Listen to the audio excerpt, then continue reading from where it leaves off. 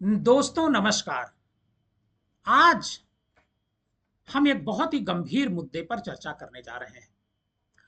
भाजपा के एक सांसद हैं निशिकांत दुबे, जो गोड्डा से सांसद हैं। गोड्डा झारखंड में पड़ता है और तीसरी बार लगातार वो बीजेपी से चुन करके आए हैं। निशिकांत दुबे वो सांसद हैं जिनको भारतीय जनता पार्टी संसद में हर विषय पर, चाहे कोई विषय पर चर्चा हो रही हो, भारतीय जनता पार्टी की तरफ से जब किसी सांसद के बोलने का मौका आता है तो निशिकांत ठाकुर उनमें से एक जरूर होते हैं। कई बार तो जो चर्चा की शुरुआत होती है वो निशिकांत दुबे ही करते हैं और निशिकांत दुबे इस चर्चा में बहुत अच्छी बातें करते हैं। वो थोड़ा आक्रामक रहते हैं राहुल गांधी को लेकर के, कांग्रेस को लेकर के, और शायद यही वजह है कि भारतीय जनता पार्टी का जो संसदीय दल है वो निशिकांत दुबे को हर बार मौका देता है। वक्फ कानून को लेकर के भी निशिकांत दुबे ने संसद में खूब जोशीला भाषण दिया था और कांग्रेस को कटघरे में खड़ा किया था। लेकिन निशिकांत दुबे का एक बयान है जिसकी वजह से निशिकांत दुबे खुद घिर गए हैं।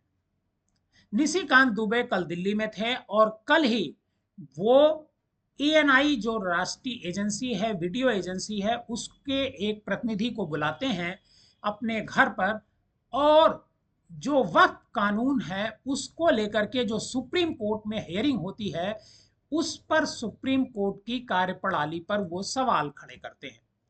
वो कहते हैं कि सुप्रीम कोर्ट देश में धार्मिक युद्ध फैलाने की दिशा में काम कर रहा है। मतलब सुप्रीम कोर्ट जो फैसले दे रहा है, जो सुनवाई कर रहा है, उससे धार्मिक युद्ध भड़क सकता है।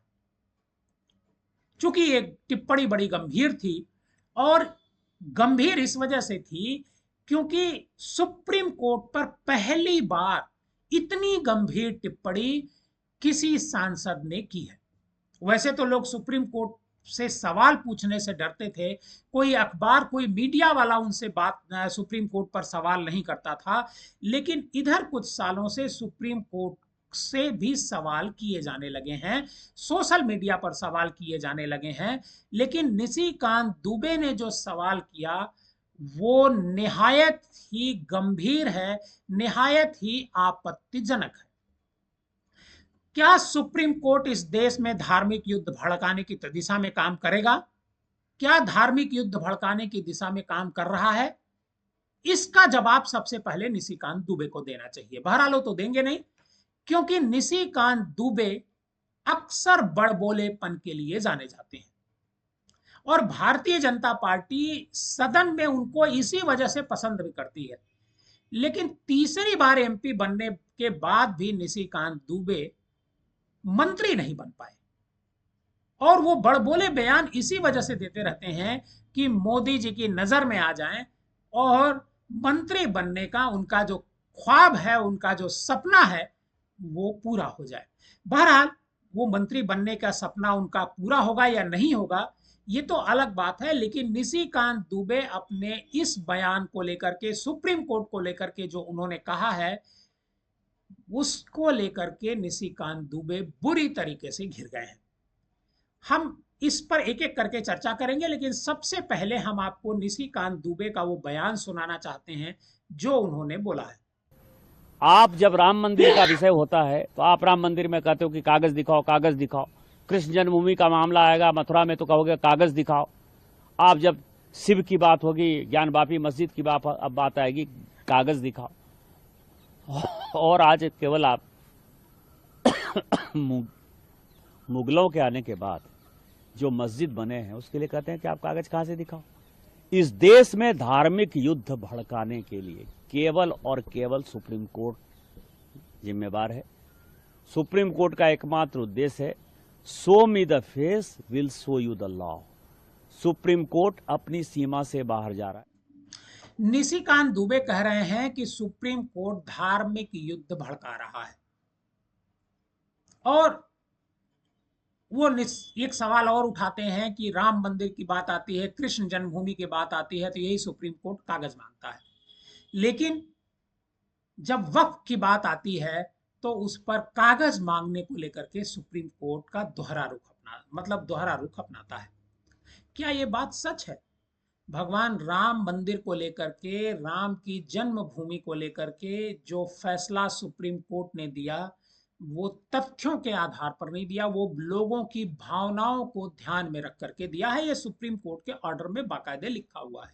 ये शायद निशिकांत दुबे ने पढ़ा नहीं होगा, या फिर पढ़ करके बहुत सारी कई बार जो है लोग खुद को अनजान बना लेते हैं, या उनकी जो पार्टी की लाइन होती है वो उसी लाइन पर वो काम करते हैं।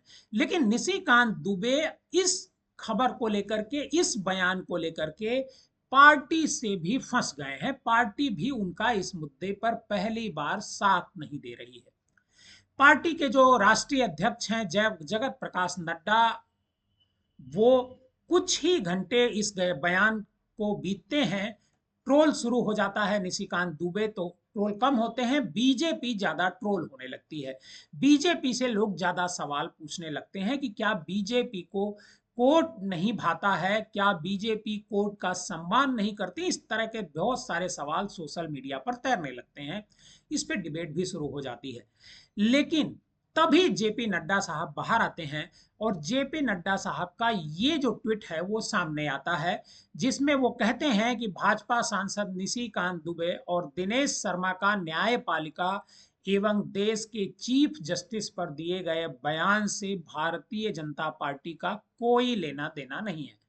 यह इनका व्यक्तिगत बयान है, लेकिन भाजपा ऐसे बयानों से न तो कोई इत्तेफाक रखती है और न ही कभी ऐसे बयानों का समर्थन करती है। भाजपा इन बयान को सिरे से खारिज करती है। भारतीय जनता पार्टी ने सदैव न्यायपालिका का सम्मान किया है, उनके आदेशों सुझावों को सहर्ष स्वीकार किया है, क्योंकि एक पार्टी के नाते हमारा मानना है कि सर्वोच्च न्यायालय सहित देश की सभी अदालतें हमारे लोकतंत्र का अभिन्न अंग है तथा संविधान के संरक्षण का मजबूत आधार स्तंभ है।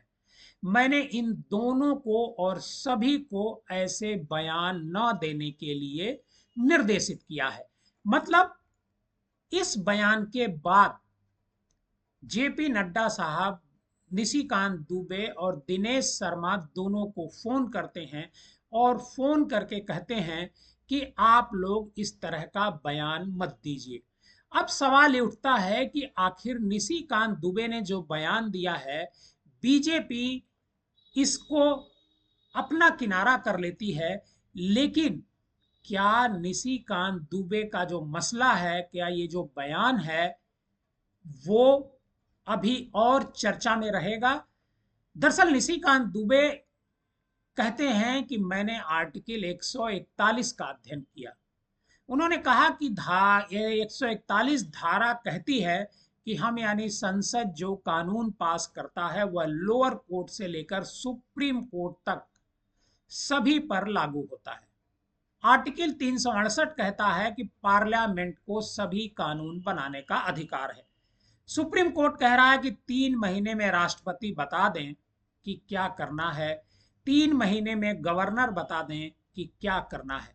लेकिन निशिकांत दुबे ये नहीं बता रहे हैं कि तमिलनाडु के गवर्नर ने जो 10 बिल, वहां की जो सरकार उन्हीं की सरकार है, क्योंकि जब विधानसभा के भीतर गवर्नर बोलते हैं तो कहते हैं कि ये मेरी सरकार है।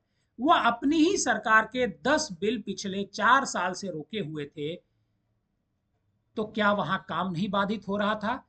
क्यों निशिकांत दुबे अपने गवर्नर पर टिप्पणी नहीं करते कि 10 बिल जो है 4 साल से उन्होंने क्यों रोक रखा था? इसके साथ ही सुप्रीम कोर्ट एक फैसला देता है कि चुनाव आयुक्त की जो नियुक्ति होगी उसमें 3 लोग कमेटी में होंगे, प्रधानमंत्री, चीफ जस्टिस और नेता प्रतिपक्ष।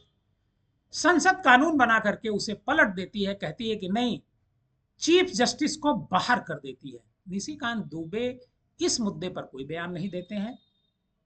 तो क्या निशिकांत दुबे उस बारे में अपना जो नियम है, आर्टिकल है संविधान में, क्या उसको पढ़ते नहीं है? बहरहाल आज की चर्चा में बस इतना ही। बीजेपी ने इस बयान से किनारा कर लिया है और दोनों को हिदायत दी है कि इस तरह के बयान देने से बचें। आप पब्लिक न्यूज टीवी देख रहे थे। आप पब्लिक न्यूज टीवी के साथ बने रहिए और अपना ख्याल रखिए।